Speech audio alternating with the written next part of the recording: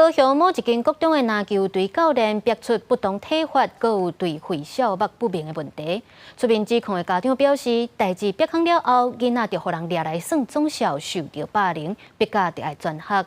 针对这件代志，校方背回讲，拢有咧进行调查甲辅导，嘛强调无暗护这个教练。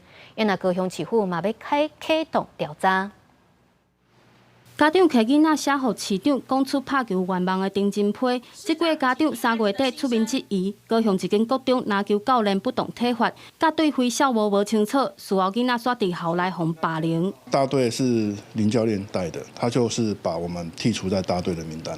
那小队的教练也不能带他们，因为他们不在小队的名单里面，就等于没人管的状态。网络上面截图我们开记者会的画面，然后在旁边加字留言说都是你们这几个在惹事。 烦恼囡仔受影响，家长16透早无来定情，篮球队5个学生接受伫这2个礼拜转学，同款出面指控的家长会长嘛互罢免。校长从头到尾都在家长会的现场，教练学校不但没有把他停聘，继续让他能够控制学生的上场练习的权利，让他控制学生出赛的权利。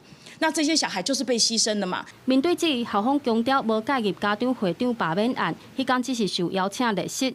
收到家长申诉不当体罚了后，嘛启动调查，互教练伫专训课请假，甲当事学生隔离。专训课的时候去做请假的动作，那表示已经有达到隔离的动作，所以基本上，会议的部分就决议说，教练未达停聘的标准，也 兼顾到其他班级孩子授课权。校方强调，学校甲学资中心有继续辅导学生。当期卖回应，已经启动对罢免案甲校长行政管理责任的负级调查。因为校方进前调查过程定数有问题，已经退回，市府会赶紧厘清真相，确保囡仔受教权。记者陈焕武、柯正顺高雄报道。